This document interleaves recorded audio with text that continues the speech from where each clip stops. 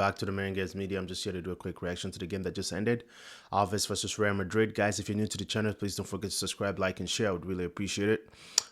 This will be a quick match reaction. This was a La Liga game. Obviously, Barcelona won yesterday 1-0. I was watching that game. I was hoping, they would drop that. They would drop a point, but I think Barcelona have that luck of champions, the luck that we had last season, and they just have it this year. They didn't even play that well, but they still found they did whatever they had to do to find a way to win. So it was our turn. Alaves have never been an easy team for us. I think last time we played against them, we only won by same score 1-0. So it's a really tough place to go after coming off that tough loss against Arsenal. So I was just curious to see how the team react. Honestly, I wasn't expecting much. I was expecting a little bit of a rotation. I was expecting a little bit of some players having a day off. So that's what we got, and then we're just going to talk about the starting 11.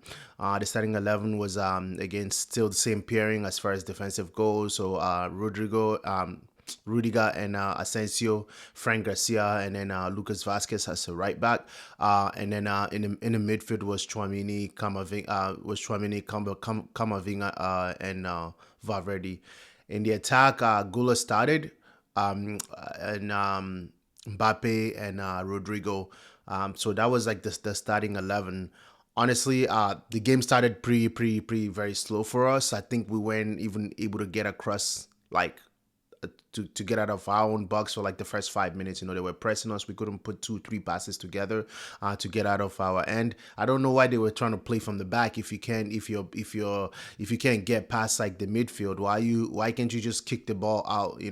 They were still trying to play from the back, but Alaves were really pressing us. I mean, they're battling Alaves, like they're battling a relegation. So obviously, if you're playing those teams, just like the Barcelona games yesterday, like they're hard to play against because they got to do whatever they have to do to gain point, to win point, or just to stay on top.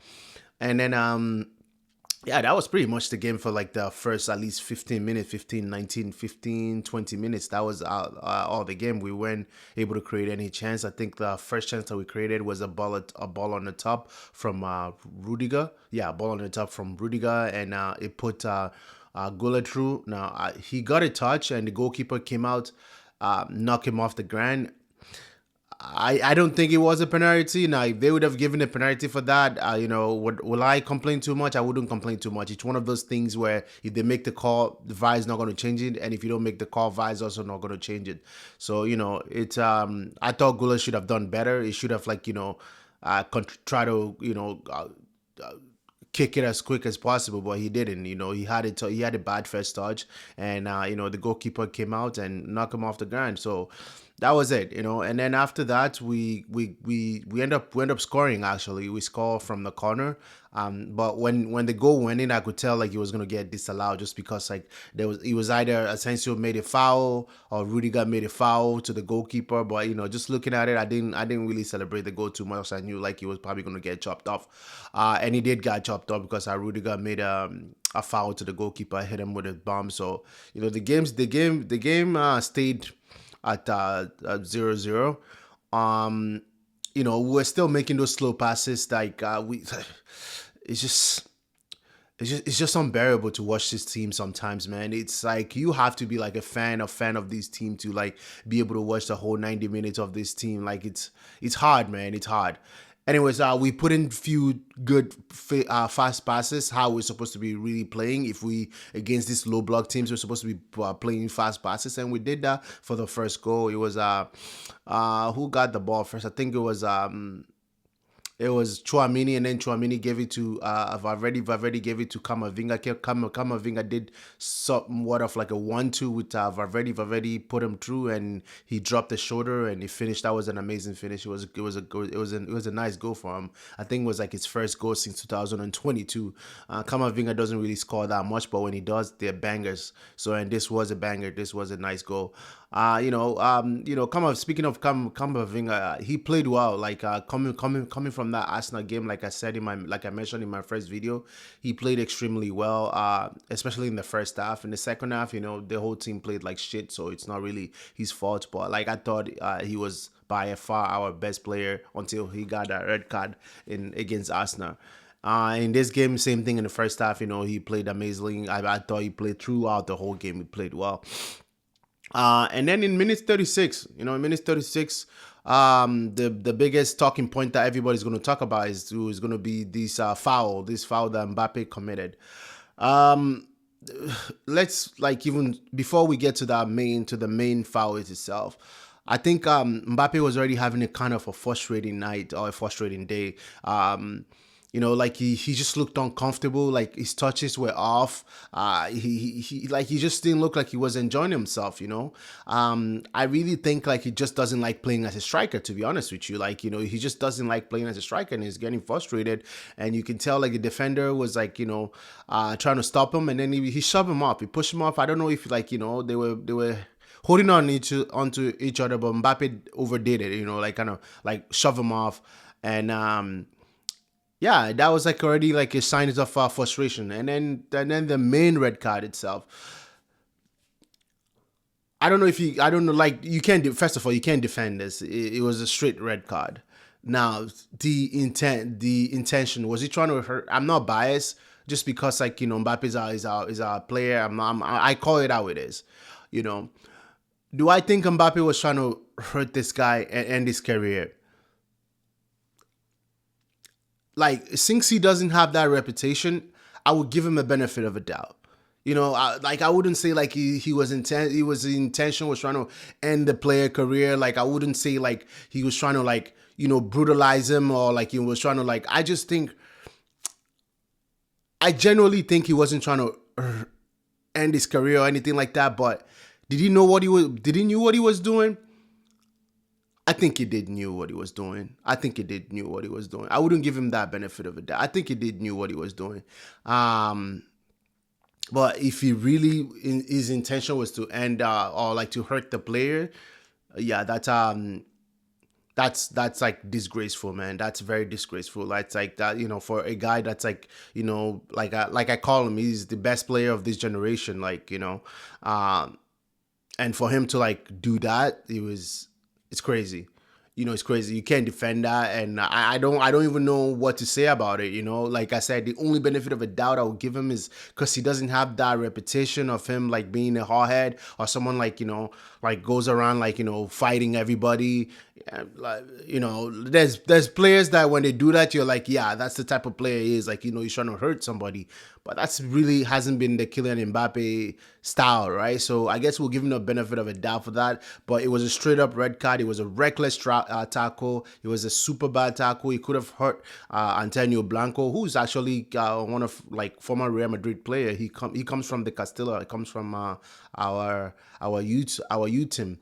So like yeah, I think it was just frustrating. It was just a frustration that got to Mbappe. I'm not making excuses for him again. Like, I just think this whole team, by the way, they all lack discipline. They all lack. They don't know how to control their emotions. They are allowed to do whatever the fuck they want to do. Like nobody owns them. Nobody owes them accountable. So like it's not even a surprise to me, right? He, like I said, throughout the whole game, throughout the 36 minutes that he played, he looked uncomfortable, he looked frustrated, he looked somebody who's just dejected, he looked somebody that just didn't want to be there. So yeah, he got the red card, and we move on from that. At that point, where I was just praying, like let this win his game 1-0 and hang on to it and do whatever we can to get out of here with 3 points, even though like I kind of doubted. I thought Alaves were going to equalize at some point. So we go to the second half. In minute 60, 63 or 60, or a minute, half now, and an hour into the game, Jude Bellingham and Vinny came in. They took up Rodrigo, who was somewhat having a decent game. He does play better as a left winger. You can tell like that's his natural position. He makes a lot of runs. Like he makes good decisions. I like his decision making. But anyways, in minute 60. 62, Jude Bellingham and Vinicius came in. And Vinicius made an action, and but one of Manu Sanchez, he got a red. He tackled Vinicius, and VAR didn't catch. The referee didn't catch it, but VAR caught it. They got him a red card. He was the last defender. He also tackled Vinny up his shin. So it was a red card. Like, it's not as reckless as Kylian Mbappe because he was actually trying to play the ball. I don't think Mbappe was trying to play the ball. So, it was 10 against 10 throughout the game. We managed. We had a chance to kind of kill the game. Jude Bellingham like missed a clear one-on-one chance. So if he couldn't shoot, he should have passed the ball to either Vinny or Chouamini there. But it was a one-on-one chance and he missed that. And that was pretty much was the game. The standout player, like I said, by far Kamavinga was the standout player. And forget his goal. It's just overall his work rate. You can tell like he had a point to prove. I really think Kamavinga under a good coach, he's going to thrive. Like, he like for the fact that he's been with us for 4 seasons and he still hasn't lost his reckless tackling, like unnecessary challenges that he makes, especially when he's already on a yellow card. Like, he hasn't grown out of that. That's my frustration with him. Adegula, yeah, nothing, man. Nothing. Again, you can't really play someone every 10 games and expect them to always perform. So it's different. Adegula, nothing. Um, who else were the standout player? I think Rudiger. I think he very much lacks discipline. He does. Like, he sometimes he just goes, he makes runs forward, and then we lose our balance in the back. Like, we almost considered a goal because he decided to make a run and then he doesn't run back. We have so many players that, like, just like the intensity isn't there. Like, just they don't want to. Sometimes it feels like they don't want to run. It feels like they don't want to track back. It just feels like sometimes they can just do whatever they want. Like, there's just no structure. Yeah, I'm just honestly watching this game, watching like throughout this season. We're not going to come back against Arsenal. To be honest with you guys, we're not. We're just not. Or else, like, like, again, you never doubt this Real Madrid team because they are a very momentum team, right? They might have like a good 15 minutes moment against Arsenal. Who knows, right? But from what we've seen, from what we've been watching throughout the season, I just don't see it happening. If it happens, obviously I'm a Real Madrid fan. I'm gonna be happy. I'm not gonna be happy because I know, like, we don't deserve it. We don't deserve to be suffering like this and then winning by moments. But it's whatever, right? It's my team. I'm still gonna be happy that we won. Um, yeah. Overall, man, I don't, like I said, I don't see us doing anything. I don't even see us winning the Copa del Rey. I really think Barcelona are going to beat us. I don't see us winning the Clasico. I think Barcelona are going to beat us in the Clasico.